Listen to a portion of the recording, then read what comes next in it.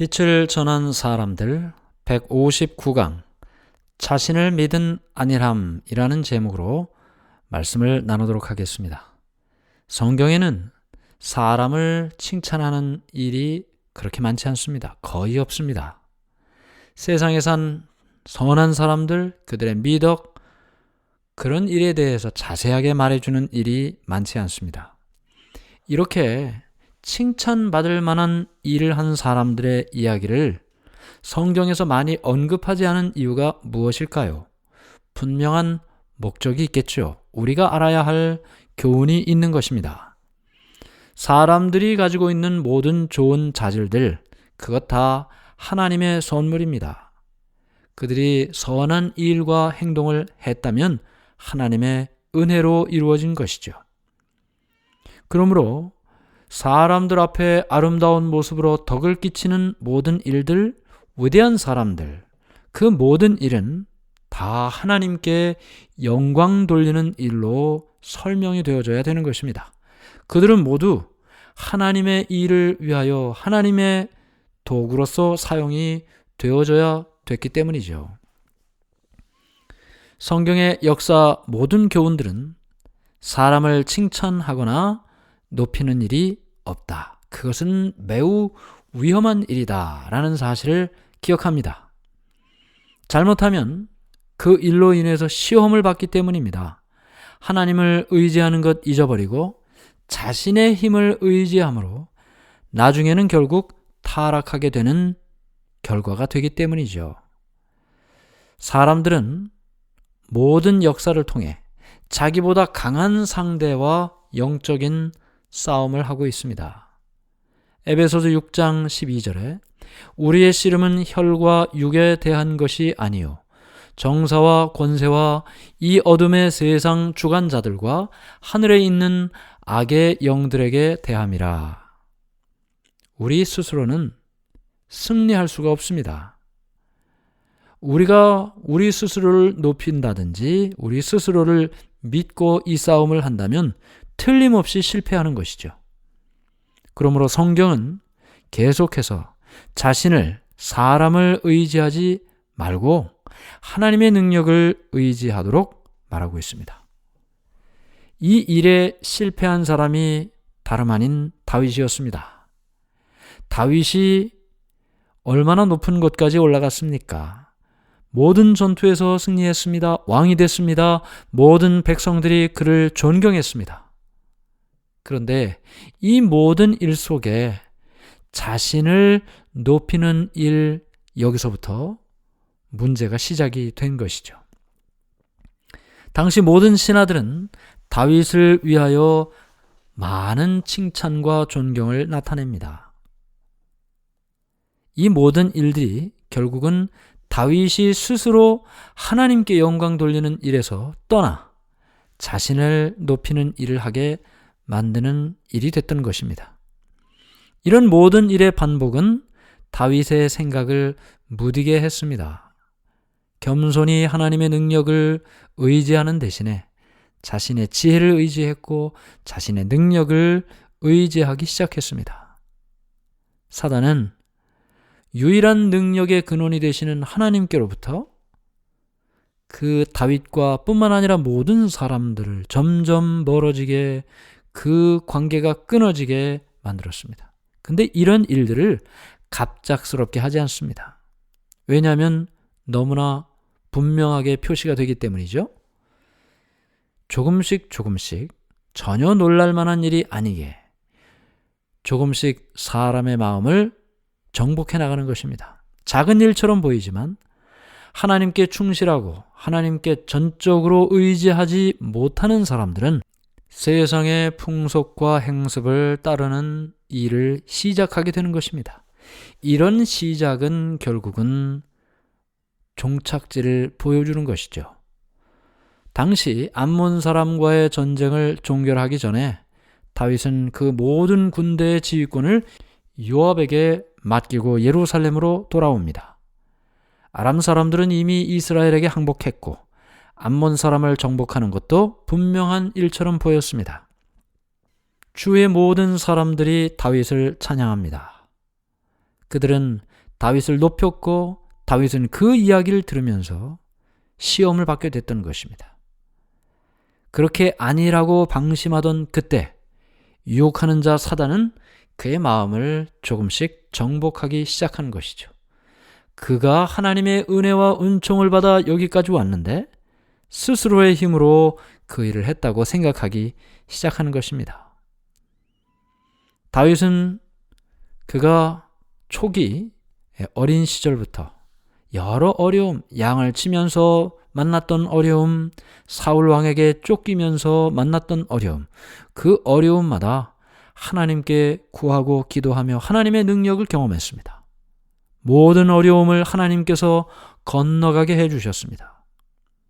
그런데 이런 상황에서 그는 무슨 시험을 받게 되냐면 절세의 미모를 가진 우리아의 아내 밧세바를 보면서 그는 시험에 빠지게 되었습니다. 하나님의 율법은 가늠한 자에게 사형을 선고했습니다.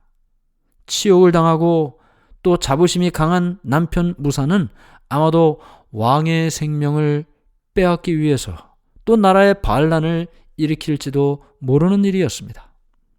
다윗은 자기의 죄를 숨기기 위해서 할 수 있는 모든 노력을 다합니다. 결국에는 자신을 마귀에게 팔아버리는 일까지 하게 되죠. 위험은 그를 둘러쌌고 그의 앞에는 죽음보다 더 쓰라린 모욕과 치욕이 기다리고 있었습니다. 피할 길이 하나밖에 없는 것처럼 보였습니다. 그는 죄를 지은 이후에 그것을 덮기 위해서 간음죄에다가 살인죄를 더하게 됩니다. 사울을 멸망으로 이끌었던 그 사단이 이제 다윗도 멸망으로 이끌어가고 있는 것입니다. 물론 유혹하는 방법은 달랐습니다. 그러나 그 모든 일들은 다 하나님의 율법을 범하는 일로 만들었습니다. 다윗이 만일 우리아가 전쟁터에서 원수들의 손에 죽게 된다면 우리아의 죽음은 결국은 전쟁터의 전사가 되고 그리고 그의 아내를 취하는 일은 문제가 없게 되는 것이죠. 그래서 다윗은 그 우리아를 죽이기 위해 결국은 적진 깊숙한 곳으로 보내도록 장관을 만나게 합니다. 요압 군대 장관에게 만나게 했어요.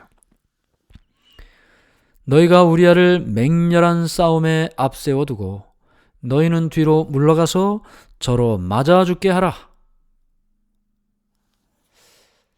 네, 이 말을 보면 함부로 사람을 죽이도록 한 이 일, 사실은 잘못된 명령이죠. 요압은 이 일을 따르면 안 되는 것이었습니다. 결국 우리아는 암몬 자손의 칼에 죽게 됩니다. 이제까지 통치자로서의 다윗의 기록은 부끄러울 것이 없었습니다. 훌륭했습니다. 온 이스라엘을 다스려 모든 백성에게 공과 의를 행하였다. 다윗에 대하여 그렇게 기록이 되었습니다. 그의 성실함은 온 민족의 신뢰와 충성을 갖게 했습니다. 그가 하나님을 떠나고 자신을 사단에게 복종시키는 그 일 때문에 결국 그는 한동안 사단의 대리자가 되어버리고 맙니다. 그는 여전히 하나님께서 주신 권세와 지위를 누리고 있었습니다. 그러나 그 권세와 지위 때문에 그는 자신의 영혼을 망가뜨리는 일을 선택하게 되었던 것입니다. 뿐만 아니라 왕의 명령을 따른 요압도 마찬가지죠. 그는 잘못된 명령에 순종했습니다. 잘못된 일이죠. 다윗의 권세는 하나님께로부터 받았는데 그래서 오직 하나님의 율법과 일치하도록 명령하고 따라야 되는데 다윗은 하나님의 율법에 반대되는 것을 명령했습니다. 그리고 그것을 순종하는 일은 죄가 되는 것입니다. 순종이라고 무조건 다 의가 되는 것이 아니죠. 하나님의 율법에 반하는 그와 같은 명령을 따르는 것은 의가 아니고 죄가 되는 것입니다. 로마서 13장 1절에 모든 권세는 다 하나님의 정하신 바 되었다. 그러나 하나님의 율법에 반대되는 권세는 그렇지 않은 것입니다. 사도 바울도 고린도 사람에게 편지하면서 우리가 어떤 권세와 권위에 순종해야 되는지를 이렇게 기록했습니다. 고린도전서 11장 1절, 내가 그리스도를 본받은 자 된 것 같이 너희는 나를 본받는 자가 되라. 어떻게 순종해야 되는가? 그리스도를 따르는 자를 본받는 자 되어야 한다는 것입니다. 오늘 우리는 다윗이 왜 실패하는지를 보았습니다. 자신을 높이는 일에서부터 시작됐습니다. 안심하고 안일함에 빠질 때 사단은 너무나 조금씩 눈에 두드러지지 않게 자신을 의뢰하고 높이는 그 사람을 무너뜨리고 정복하기 시작합니다. 밧세바를 취하는 그 일이 처음부터 일어난 일이 아니었다는 것입니다. 오늘 우리의 마음속에 우리의 삶의 변화를 위하여 어떻게 살 것인가? 작은 일에 충성하고 하나님께 영광 돌리고 자신을 의지하지 않을 때 우리는 안전하게 하나님 안에 거할 수 있습니다. 하늘에 계신 하나님 아버지, 하나님의 은혜를 감사합니다. 다윗이 그렇게 하나님을 믿고 의지하고 하나님의 복을 누렸던 다윗도 결국은 가장 밑바닥까지 떨어지게 됩니다. 그것을 우리는 봅니다. 자신을 믿은 안일함이, 자신을 높인 그 교만함이 그를 사단의 도구가 되게 만들었습니다. 오늘 우리의 마음속에 하나님께 영광 돌리고 우리에게는 기쁨과 보람만이 있는 삶을 살게 해 주시옵소서. 예수님 이름으로 기도드리옵나이다. 아멘.